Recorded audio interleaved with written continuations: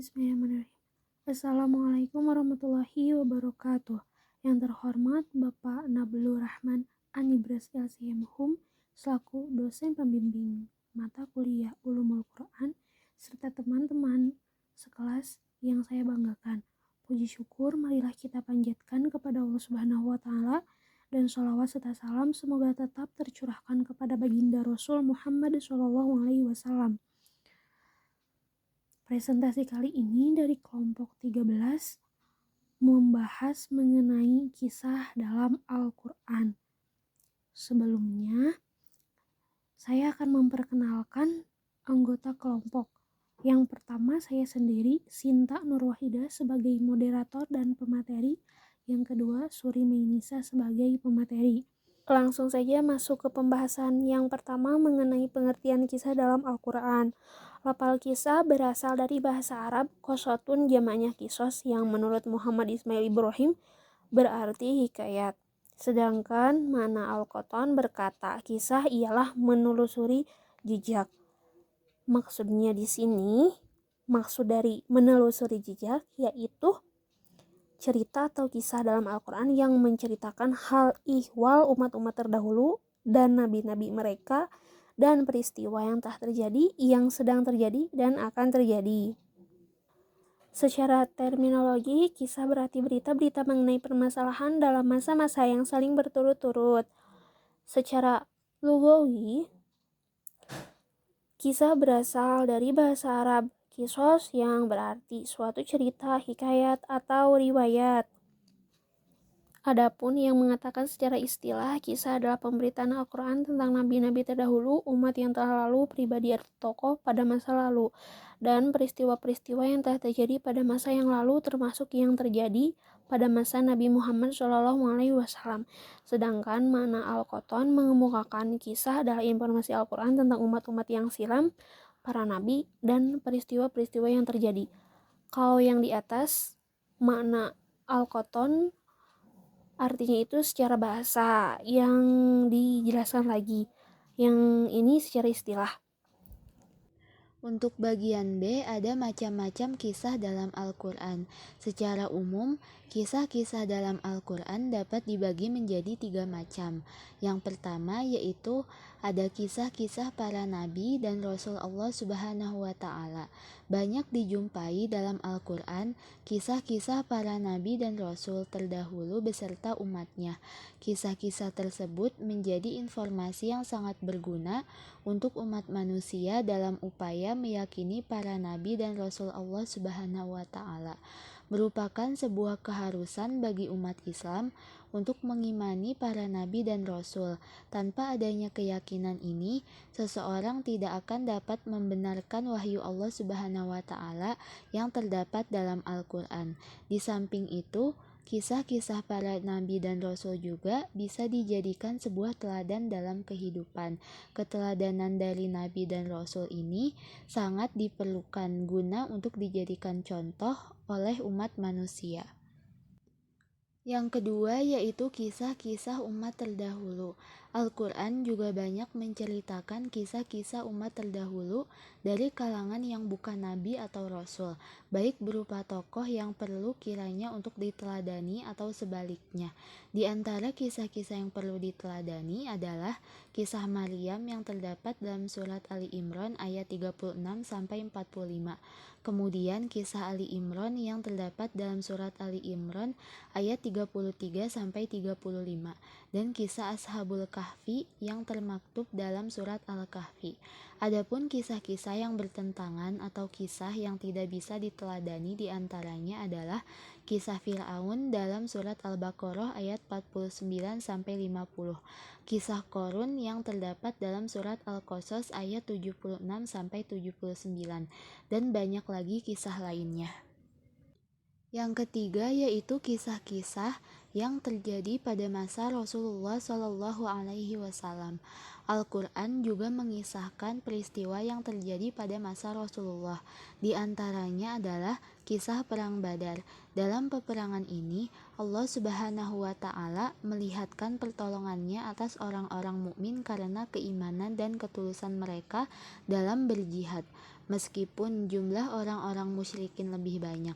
Di samping itu, Al-Quran juga menceritakan kisah tentang kekalahan umat muslim pada peperangan Uhud yang disebabkan oleh ketidaktulusan pasukan umat muslim dan ketidakpatuhan mereka terhadap perintah Rasulullah Shallallahu Alaihi Wasallam. Masuk ke pembahasan yang ketiga, yaitu karakteristik kisah dalam Al-Quran. Nah, untuk mengetahui perbedaan kisah dalam Al-Quran dengan yang lainnya, dengan buku sejarah ataupun dongeng, kita harus tahu dulu ciri-cirinya. Apa aja sih?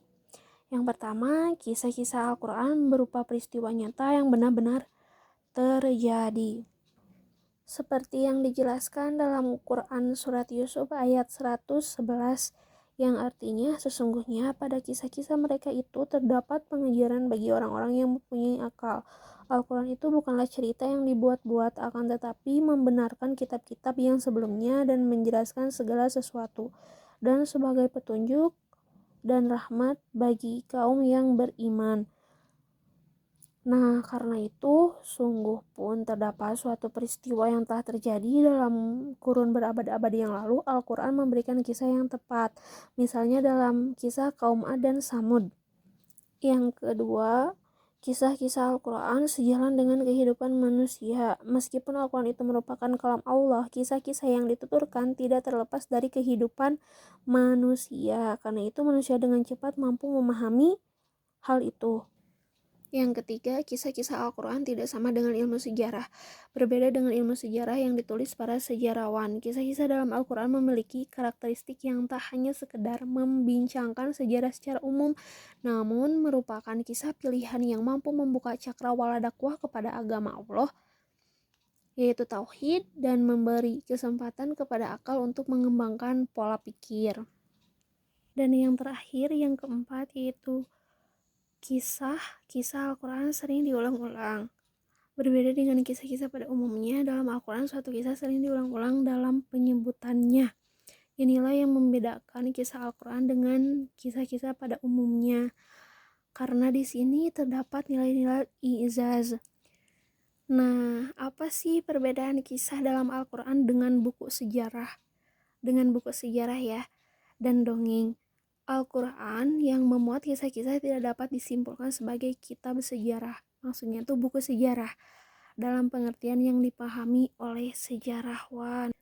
Kesimpulan ini didasarkan atas beberapa perbedaan dalam pemaparan kisah dalam Al-Quran dengan apa yang dipaparkan oleh para sejarawan. Yang pertama, Al-Quran terkadang mengesampingkan unsur-unsur penting sebuah peristiwa sejarah. Maka sering tidak ditemukan dalam pemaparan kisah-kisah Al-Quran tentang waktu, tempat, dan nama pelaku peristiwa. Yang kedua, Al-Quran sering menonjolkan beberapa potong saja dari suatu peristiwa dengan tidak menceritakannya dengan tuntas. Misalnya ketika menceritakan suatu kejadian yang menimpa orang-orang tertentu atau kaum tertentu, hanya diceritakan bagian tertentu saja yang dinilai dapat berfungsi sebagai mediator penyampaian pesan khusus yang menjadi tujuan utama diceritakannya kisah tersebut. Yang ketiga, Al-Quran sering menceritakan satu kisah dalam dua versi pendeskripsian. Seperti di suatu tempat, kisah-kisah tersebut disandarkan kepada para pelaku tertentu, namun di tempat lain pelaku-pelaku tersebut diganti dengan pelaku-pelaku baru. Yang keempat, dalam kisah-kisah Al-Quran yang diulang sering dijumpai karakteristik atau kondisi jiwa pelaku berbeda, padahal masih dalam kejadian yang sama. Misalnya ketika Al-Quran menggambarkan sikap Allah Subhanahu wa Ta'ala.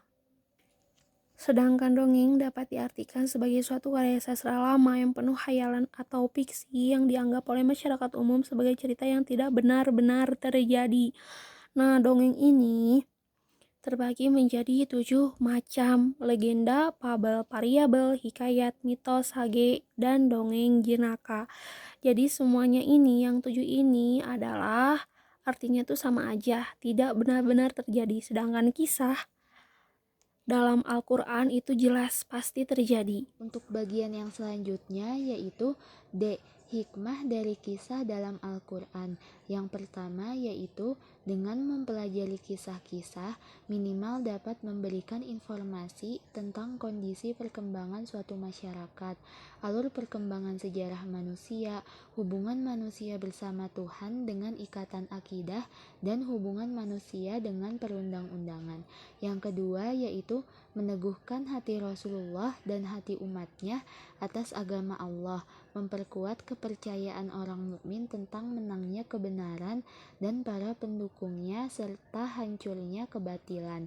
Yang ketiga yaitu mengetahui pokok-pokok syariat yang dibawa oleh para nabi. Yang keempat yaitu mengungkapkan kebohongan ahli kitab dengan hujah yang membenarkan keterangan dan petunjuk yang mereka sembunyikan dan menantang isi kitab mereka sendiri sebelum kitab itu dirubah atau diganti. Yang kelima yaitu menarik perhatian dan memantapkan pesan-pesan yang terkandung di dalamnya ke dalam jiwa. Yang keenam yaitu menjelaskan segi balaghah Al-Quran pada tingkat yang lebih tinggi. Di antara karakteristik balaghah adalah penempatan makna satu dengan bentuk yang berbeda. Untuk bagian E yaitu contoh kisah dalam Al-Quran. Yang pertama yaitu ada kisah Ashab Al-Kahfi. Kisah Ashab Al-Kahfi merupakan kisah para pemuda, yaitu menandakan seorang yang sampai pada pengorbanannya, baik di tanah air atau waton, keluarga, kerabat, teman, dan harta, khususnya dalam segi akidah. Yang kedua yaitu Nabi Musa. Musa sebagai utusan Tuhan mempunyai mukjizat berupa Taurat dan dianugerahi oleh Tuhannya dengan sifat maksum, yang artinya terhindar dari adanya perkara dosa. Di sisi lainnya, sebagai manusia biasa atau basyariah, Nabi Musa juga tidak terlepas dari adanya khilaf. Yang ketiga yaitu Nabi Khidir. Khidir adalah seorang hamba soleh yang dijumpai Nabi Musa pada kisahnya mendapatkan ilmu dan rahmat langsung dari Allah Subhanahu wa Ta'ala. Yang keempat yaitu Zulkarnain.